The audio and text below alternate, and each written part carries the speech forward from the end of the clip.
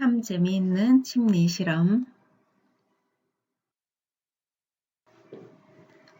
13번째 재미있는 심리 실험은 프랑스 인서비스업 종사자는 스트레스를 받지 않는다에 대한 실험입니다. 실제로 이 실험은 국적별 서비스업 종사자의 스트레스 받는 정도 연구에서 비롯됩니다. 즉 다시 말하면 각 나라마다 서비스업 종사자가 어느 정도로 스트레스를 받는가 또는 스트레스가 낮은 나라는 어떠한가를 알아보는 연구에 해당이 되는 것이죠. 이 연구는 미국 펜실베니아 주립대학교 얼리사 그랜디 교수가 진행하였는데요. 국적별 서비스 종사자라기보다는 주 내용은 미국인과 프랑스인에 대한 비교 연구라고 볼 수 있습니다. 물론 이 연구의 기술 내용을 보면은 일본이라든지 한국이라든지 여러 나라에 대한 서비스업 종사자에 대한 기록이 들어 있습니다만 구체적으로는 미국과 프랑스인 두 나라를 비교한 연구다라고 볼 수 있습니다. 연구 내용은 미국인 116명, 프랑스인 99명, 비서, 웨이트리스 등 서비스업에 종사하고 있는 이들을 대상으로 진행을 했고요. 그들이 직업에서 교육을 받을 때 또는 직업을 수행하면서 느끼는 스트레스 정도 이러한 것들을 연구하였습니다. 자, 여러분들 서비스를 제공받을 때 서비스를 제공하는 사람들이 웃는 얼굴을 하고 또는 상대방을 위해서 좀 더 적절하게 높은 톤으로 기분을 좋게 만들고 자 이렇게 하는 것은 서비스 질에 대한 평가를 높이게 되겠죠. 즉 우리가 서비스를 받을 때 서비스를 제공하는 사람들이 우리를 기분 좋게 한다고 하면은 그 서비스를 제공받기 위해서 다시 방문하게 되고 방문자가 많아지게 되면은 수익이 올라가게 되는 효과를 가지게 됩니다.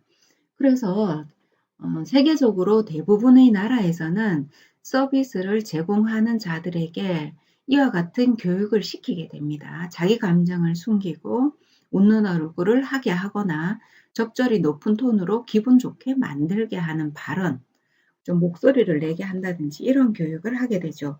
심지어 일본에서는 손님은 신이다 라고 하는 그 수준 정도의 교육을 하고 있습니다.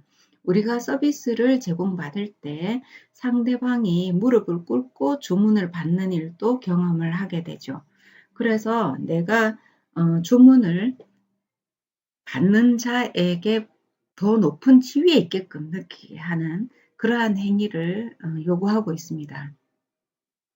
자, 서비스를 제공하는 그런 종사자 입장에서는 굴욕감이 있을 수 있고 자기 기분을 숨기고 해야 되는 그러한 어려움이 있게 되죠. 그래서 감정 노동자들이 어려움을 호소하게 되고 자기 감정을 나중에는 잃어버리는 것 같은 고통에 빠지게 되기도 합니다. 그러나 프랑스에서는 이런 요구가 전혀 없다라고 이야기를 합니다. 프랑스에서는 자기 할 일만 하면 되는 것이지 그 외에 자기 감정을 숨기고 웃는 얼굴을 한다든지 서비스를 제공받는 사람들의 기분까지 고려할 필요는 없다라는 것입니다.